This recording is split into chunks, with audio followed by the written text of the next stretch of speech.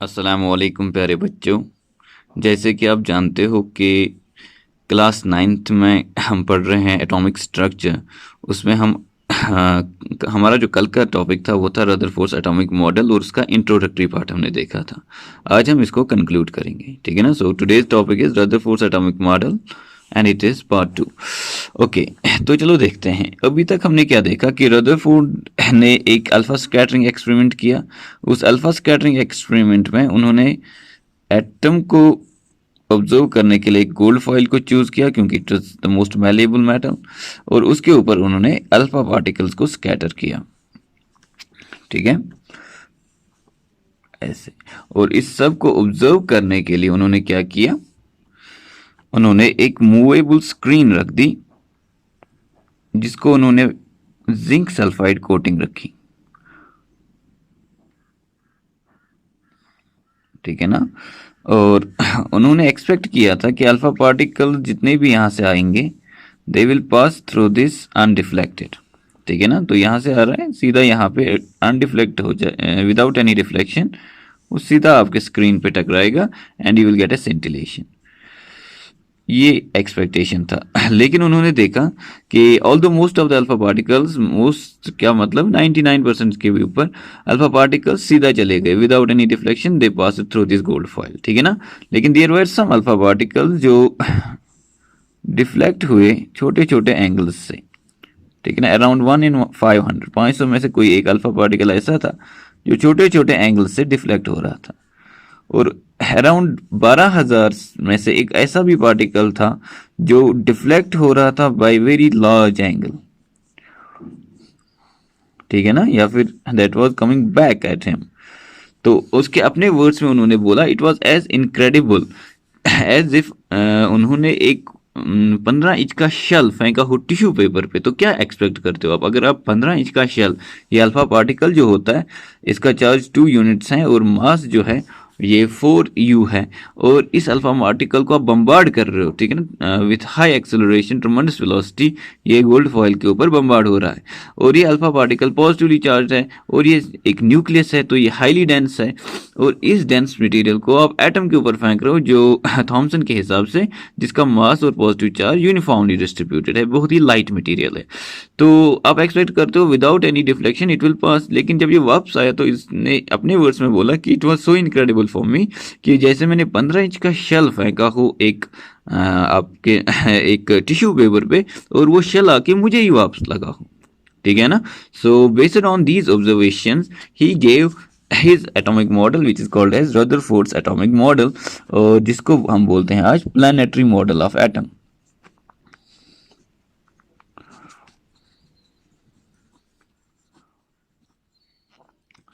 उन्होंने क्या बोला, उन्होंने बोला कि देखो ऑब्जर्वेशन में उन्होंने देखा कि और जो चीज़ें जो अल्फा पार्टिकल वापस आ रहे हैं, ठीक है ना, ये जो हीलियम के न्यूक्लियस वापस आ रहे हैं इनका नंबर बहुत कम है, ठीक है ना। जब इनका नंबर बहुत कम है तो ऑब्वियसली, अच्छा ये वापस कैसे आएंगे, आप इमेजिन करो हीलियम का न्यूक्लियस कैसा है, पॉजिटिवली चार्ज है और ये कहीं पे जा रहा है और वहां से ये डिफ्लेक्ट हो रहा है इसे, ठीक है ना, ये ऐसे डिफ्लेक्ट हो रहा है। तो इसका मतलब क्या हुआ, यहाँ पे क्या होना चाहिए, अगर यहाँ पे कोई नेगेटिवली चार्ज पार्टिकल होता तो क्या हो जाता, ये वापस आ जाता, नहीं आता वापस।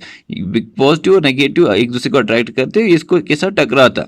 लेकिन क्योंकि यहाँ पे भी एक पॉजिटिव चार्ज होगा, इसके नज़दीक जब ये पहुँचता होगा तो इसको रिपल्शन होता होगा, इस रिपल्शन की वजह से ये यहाँ से डिफ्लेक्ट होता होगा। जब ये और क्लोज जाएगा और ज़्यादा रिपल्शन हो जाएगा और ज़्यादा बिल्कुल ही इसके सीध में आएगा तो बहुत ज़्यादा रिपल्शन हो जाएगा और डिफ्लेक्शन जो है उसका एंगल भी बढ़ता रहेगा, ठीक है।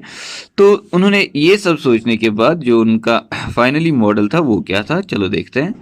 उन्होंने बोला कि within an atom there is a very small region which is highly dense. Atom के अंदर एक छोटा सा रीजन है जो पॉजिटिवली चार्जड है और जो बहुत डेंस है। क्यों बहुत डेंस है, क्योंकि डेंसिटी आप सब जानते हो is equal to mass by volume.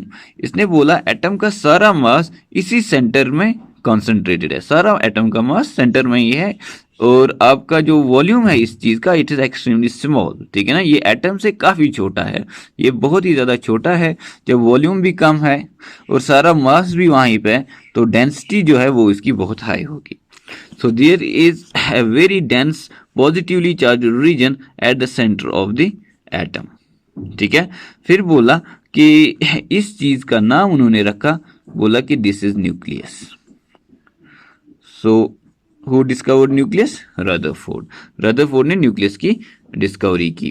ठीक है ना. कैसा है उनके हिसाब से nucleus? Nucleus is a very small region at the centre of the atom that contains all mass and all positively charge, all positive charge of the atom, जिसमें atom का सारा मास भी है और सारा पॉजिटिव चार्ज भी है, जिसकी वजह से आप क्या बोल सकते हो इसके बारे में कि आपका न्यूक्लियस जो है it is highly dense positive region in an atom. ठीक है ना. फिर बोला कि electrons revolve around this atom in circular orbitals just like planets revolve around the sun. ठीक है ना. ये सर्कुलर ऑर्बिट्स में इलेक्ट्रॉन जो है ये ऑर्बिट कर रहे हैं. ठीक है ना. ये देखिए आप ऑर्बिट कर रहे हैं. सो जस्ट लाइक आपको पता है कि प्लैनेट्स जो हैं वो सन के अराउंड हमारे सोलर सिस्टम में रिवॉल्व कर रहे हैं, ऐसे उन्होंने बोला electrons are revolving around the nucleus just like your planets revolve around the sun. That's why it's called as planetary model of the atom. समझ रहे हो. और क्या बोला? बोला कि most of the space in an atom. ठीक है ना. फॉर एग्जाम्पल एटम का जो स्पेस है वो इतना है. ठीक है ना. इसमें इलेक्ट्रॉन्स जो हैं वो रिवॉल्व कर रहे हैं इस न्यूक्लियस के इर्द गिर्द. ठीक है ना. लेकिन मोस्ट ऑफ द स्पेस कैसा रह रहा है? मोस्ट ऑफ द स्पेस जो है वो रह रहा है खाली. ठीक है ना. Most of the space in an atom is empty. ठीक है ना. तो इस सब से उसने क्या कैसे जस्टिफाई किया अपने एक्सपेरिमेंटल ऑब्जर्वेशंस को? बोला कि because most of the alpha particles are passing undeflected. बोला कि एटम में से जो बहुत सारे पार्टिकल्स सॉरी अल्फा पार्टिकल्स जो उन्होंने स्कैटर किए थे वो कैसे जा रहे हैं? अनडिफ्लेक्टेड जा रहे हैं. अनडिफ्लेक्ट का मतलब उनको कोई रिपल्शन का फेस नहीं करना पड़ रहा है. इसका मतलब ये हुआ कि उनके रास्ते में कोई पॉजिटिव चार्ज नहीं आ रहा है. ठीक है ना. कोई चार्ज ही नहीं आ रहा है एक्चुअली. तो कोई हैवी मटेरियल नहीं आ रहा है. तो इसका मतलब हुआ कि एटम का जो मोस्ट ऑफ द स्पेस है वो एम्प्टी है. और ये उन्होंने बोला कि एटम के अंदर most of the space is empty. फिर क्योंकि वहां पे कुछ पार्टिकल्स ऐसे थे अल्फा पार्टिकल्स जो डिफ्लेक्ट हो रहे थे. ठीक है ना. और उनका नंबर बहुत छोटा था. तो बोला कि deflection is only possible if all mass and all positive charge is concentrated somewhere in the atom, जो उन्होंने बोला eight the centre of the atom. और उस जगह को उसने नाम बोला न्यूक्लियस. ठीक है ना. बोला कि न्यूक्लियस के अंदर सारा पॉजिटिवली चार्जेड पार्टिकल्स हैं, न्यूक्लियस के अंदर सारा मास है और न्यूक्लियस बहुत छोटा है एटम के मुकाबले में, जिसकी वजह से इसकी डेंसिटी बहुत हाई है, जिसकी वजह से इसमें इतनी क्षमता आ जाती है कि ये अल्फा पार्टिकल्स को वापस धकेल सके. ठीक है. Okay, so most of the space empty. At the center you have a nucleus, and the volume of nucleus is much smaller than the volume of the atom. ये उसके 3 पॉइंट्स थे about Rutherford's atomic model. ठीक है ना. इसका जो मैं notes हैं वो आपको सेंड कर दूंगा, स्टडी मटेरियल जिसको आप बोलते हो, उसको आप अपनी कॉपीज पे नोट करके उसको लिखिएगा ज़रूर और उसको मेमोराइज करिएगा फॉर योर एग्जाम्स. ठीक है ना. लेकिन इसमें एक ड्रॉबैक था. ठीक है ना. इस एटॉमिक मॉडल में एक ड्रॉबैक था. In physics we know when a charged particle accelerates. For example ये इलेक्ट्रॉन है, एक चार्जेड पार्टिकल है. अगर ये एक्सेलरेट करेगा, फॉर एग्जाम्पल इसकी स्पीड यहाँ पे 5 है, यहाँ पे 7 है, यहाँ पे 10 है मीटर पर सेकेंड, तो ये एक्सेलरेटेड चार्ज है. It continuously emits radiations and loses energy. ये कंटिन्यूसली एनर्जी लूज करता है और रेडिएशंस इमिट करता है. इसी तरह अगर एक इलेक्ट्रॉन रिवॉल्व करेगा, ठीक है ना, अराउंड एन एटम, तो इलेक्ट्रॉन जो है वो एक चार्जेड पार्टिकल है और क्योंकि इसका डायरेक्शन सर्कुलर मोशन में डायरेक्शन हर पॉइंट पे चेंज हो रहा है, तो इट्स एन एक्सेलरेटेड मोशन. तो ये एनर्जी को इमिट करता रहेगा और इसकी एनर्जी कम होती रहेगी होती रहेगी होती रहेगी और एक टाइम आएगा कि आपका जो एटम है वो खत्म ही हो जाएगा क्योंकि आपका इलेक्ट्रॉन न्यूक्लियस में गिर जाएगा. ठीक है ना. So electron will fall into the nucleus and there will be no stability of the atom. Atom खत्म हो जाएगा, atom will cease to exist. But that is not the case. Atoms are existing सारे atom जो है वो exist कर रहे हैं, सारे एटम स्टेबल हैं. तो आपका जो रदरफोर्ड्स मॉडल है it could not explain the stability of the atom, atom की स्टेबिलिटी को एक्सप्लेन नहीं कर पाया। और क्यों नहीं कर पाया?